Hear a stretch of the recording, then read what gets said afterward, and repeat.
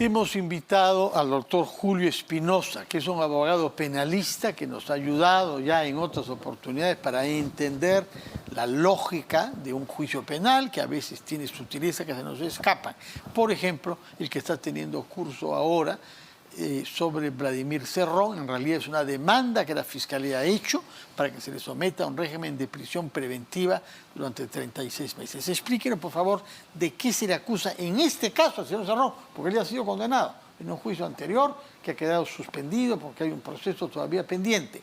Pero en este caso, ¿qué sabe usted sobre los cargos que se le imputan al señor Vladimir Cerrón? Sí, Fernando, buenas noches. Concretamente, es un proceso en el que el delito es lavado de activos y organización criminal, pero el hecho tiene relación con haber generado o recibido aportes de diversa índole que la Fiscalía imputa como aportes de origen ilícito generados a propósito de su labor del señor Cerrón y de todo el conjunto de funcionarios o exfuncionarios procesados o denunciados en el gobierno regional de Junín, años anteriores, que se remontan inclusive hasta el año 2008. En ese contexto, habrían realizado actos ilícitos que están siendo investigados en otros casos, como por ejemplo el denominado caso de los dinámicos del centro o el que la Fiscalía también ha calificado como el caso de los tiranos del centro, funcionarios que se dedicaban a captar, por ejemplo, dinero de manera ilícita, vendiendo el trámite de la obtención de licencia de conducir, por poner un caso específico que la Fiscalía ha identificado. Así captaban ingresos ilícitos y esos ingresos ilícitos iban o serían ingresados, según hipótesis de la Fiscalía, a las cuentas del partido para fines del partido político, pero también para fines personales del propio señor Cuando Cerrón. la Fiscalía sostiene que las cosas han sido así y pide en consecuencia una prisión preventiva de 36 meses, es que ha reunido evidencias y sobre todo testimonios. Podemos presumir que hay colaboradores eficaces. A ver, está presentado así el caso, con un conjunto de evidencia de elementos de convicción que vienen precedidos de meses de investigación preliminar que ha hecho la Fiscalía. Hay que tener presente algo que no deja de ser importante en la labor de la Fiscalía, que hay que de alguna manera resaltar, y la importancia del juez que va a fallar este caso. O sea, el señor Cerrón, el día de hoy, es una persona quizás dentro de las que ejerce poder real en nuestro país, una de las más importantes, ¿no? Y entonces la Fiscalía, entiendo, ha cuidado muchísimo de desarrollar un caso que tenga la suficiente solvencia para sustentarla ante un juez que también tiene que desarrollar un análisis muy serio del tema. Pero además del hecho en sí, o sea, del delito supuesto de lavado de activos por captación de fondos de fuente ilícita que plantea la Fiscalía, y del delito de organización criminal, lo central, como sabemos nosotros, para decidir una prisión preventiva es establecer si hay peligro procesal o de fuga o de obstrucción de la justicia. La audiencia que se ha realizado hasta el día de hoy en su segunda sesión todavía no ha ingresado a analizar, a debatir ese tema. Está en curso todavía en este momento, ¿no? Así es. Hoy día se volvió a suspender, continúa el día viernes. El viernes. Pero...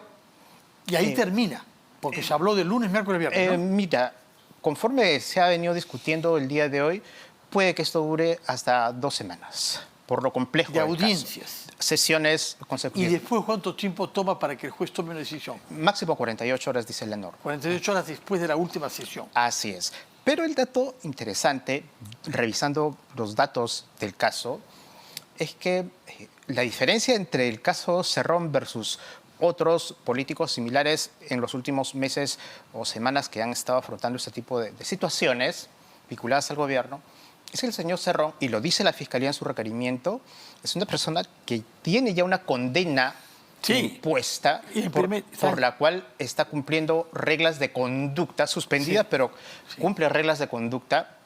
En segundo lugar, tiene otro proceso paralelo por delito de colusión y otros delitos conexos. O sea, tiene 2 procesos, uno concluido, reglas de conducta por su pena suspendida, y otro proceso en curso donde también cumple reglas de conducta. Entonces, la Fiscalía sostiene que al haber sido sentenciado antes, existe una suerte de reincidencia, de conducta reincidente del señor Cerrón, a pesar de ello, de haber sido ya sentenciado por la justicia penal, continúa desarrollando acciones o actividades presuntamente delictuosas vinculadas al ejercicio de su labor política. Entonces, ese es el hecho que marca la diferencia y que le da una connotación particular al caso, le da cierto fundamento para establecer que a partir de ahí se puede deducir el peligro tanto de fuga como de obstrucción, en la medida que, según la Fiscalía, el domicilio real no está claramente precisado, ha presentado varios domicilios tanto en Junín como en Lima, tanto personal como laboral, y entonces la Fiscalía dice no hay un domicilio o un arraigo domiciliario de calidad. Y luego también ha dado cuenta de la actitud o el comportamiento del señor Cerrón para obstruir la realización de varias diligencias. ¿Cuáles, por ejemplo? ¿Cuáles ha podido obstruir? A ver, dice que se programó varias veces la declaración del señor Cerrón en la investigación ante la Fiscalía, pero se programaron varias veces porque fue el propio señor Cerrón quien frustró, pidió reprogramaciones, pidió que se realizaran de manera virtual cuando se había dispuesto ya a hacerlas de manera presencial, y después de cerca de 4 o 5 fechas reprogramadas, el señor Cerrón se presenta y guarda silencio. Bueno, más o menos como Pedro Castillo, ¿no? Siguiendo más o menos esa dinámica. Pero además hace referencia a diligencias de deslacrado de máquinas, se entiende computadoras o dispositivos informáticos, o de reconocimiento de documentos que han sido incautados, que también han sido objeto de comportamientos que han tenido durante la investigación, orientados a evitar, a frustrar, a que no se realicen esas diligencias que eran importantes de manera normal en el curso de esta investigación. Y finalmente agrega que, como hecho notorio, está vinculado al ejercicio actual del poder a través del Poder Ejecutivo y de su partido, y existe inclusive información de hecho notorio de su vinculación con otros partidos, inclusive con presidentes o líderes de otros países, en los que se ha deslizado la idea inclusive de un posible asilo político. Entonces, esos datos que plantea la Fiscalía le llevan a inducir que, aunados a los otros procesos en los que él ha sido condenado y podría inclusive estar barajándose la idea, repito, de la reincidencia por estar volviendo, continuando, realizando acciones. Ahora, dígame una cosa, él ha sido condenado por corrupción. Negociación incompatible que forma parte del capítulo. ¿Por qué no se ha hecho efectiva esa condena? Porque finalmente, en segunda instancia, se estableció que la pena era 4 años de pena suspendida. Conforme al tipo penal que se le condenó, negociación incompatible, es una pena posible, legal.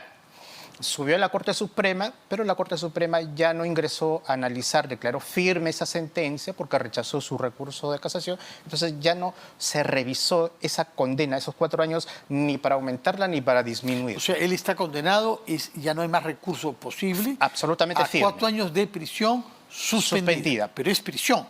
Es pena, pena privativa de libertad. Ya. O sea, es un condenado suspendido, que está purgando su pena. Absolutamente. O sea, él, en ese caso, tiene condición de condenado con sentencia firme. Pero entonces, ¿qué significa eso respecto del caso que se está viendo ahora? Bueno, lo porque que la el juez Fiscalía, tiene que tomar en cuenta los antecedentes. La Fiscalía dice precisamente eso, que a la luz de los antecedentes y apelando al concepto de la reincidencia, que es una regla que establece el Código Penal, señala a la Fiscalía que quiere decir que, a pesar de haber sido condenado por un hecho en el ejercicio de su función, luego ha continuado realizando actividades también en el ejercicio de su función y de su labor como líder político de un partido para realizar otros hechos ilícitos. Y eso daría cuenta de que hay una suerte de resistencia a cumplir los mandatos de la justicia penal. El hecho de que otros dirigentes de su partido se hayan dado a la fuga, el caso más notorio es el del llamado Pinturita, que fue capturado finalmente, sí, pero que se había dado a la fuga. Y el hecho de que en su entorno hayan personas que se han fugado, y también hemos visto ministros y otros allegados al presidente de la República, algunos de los cuales habían sido puestos en el poder por Lenín Cerrón, eso hace que el juez tome más en serio el riesgo de fuga y la obstrucción a la justicia? A ver, influye, pero no determina.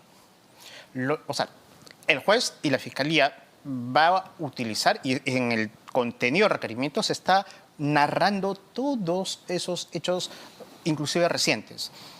Pero lo central para el juez va a ser analizar el comportamiento específico de él en los últimos meses y particularmente en este caso. Porque eso es lo que manda la norma. De acuerdo. El peligro de acuerdo, individual. De acuerdo. Genera Permítame que aproveche de su presencia para preguntarle también sobre otros casos que tienen todos un problema doctrinario de base. El financiamiento ilegal que algunos políticos hayan podido recibir para sus campañas, ¿se puede asumir como lavado de activos? Usted sabe que esto ha dado lugar a una querella complicada y que esto estaba dirigido naturalmente a una decisión que debe tomar la Corte Suprema y que va a marcar para muchos otros casos, ¿no? Y bueno, hubo todo el debate también secundario respecto de la inhibición o no inhibición del juez San Martín. ¿Cuál es su opinión sobre el tema y las circunstancias que lo acompañan? A ver, lo hemos discutido bastante. Sí. Recuerda, Fernando, yo por lo menos hace un tiempo he sido abogado defensor del expresidente Humala y de su esposa. Sí, por eso le pregunto. Sí. Y es más, yo he sustentado el recurso, he presentado el recurso de casación que ahora se va a discutir la próxima semana en la Corte Suprema. Recién la semana próxima. El 24 de noviembre. ¿Por qué casación? ¿Qué cosa es el argumento que haya usted para plantear este recurso de casación? A ver, básicamente dos ideas, ¿no? Que realizar un aporte es en buena cuenta un acto de disposición de un dinero, de un patrimonio que se realiza para que se consuma, se utilice en una actividad específica que un partido realiza.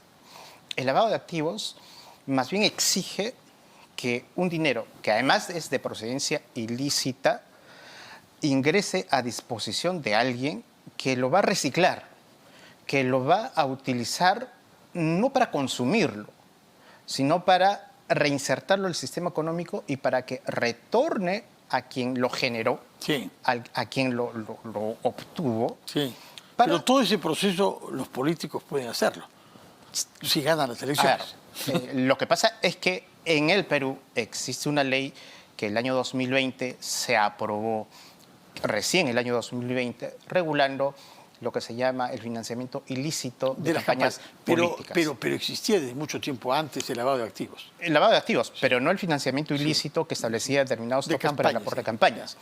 Entonces, ese es el primer punto. Y el segundo punto tiene que ver con el hecho de que la realización de actividades o de captación de aportes de partidos políticos ha sido regulado y también sancionado inclusive en la época de estas campañas, no ahora, estamos hablando 2011, 2016 para la mayoría de partidos políticos, ha sido un hecho que ha estado regulado por la legislación administrativa de la ley de partidos políticos. Por lo tanto, si hay algún tipo de irregularidad de carácter administrativo, más no penal, porque la ley recién surge el año 2020.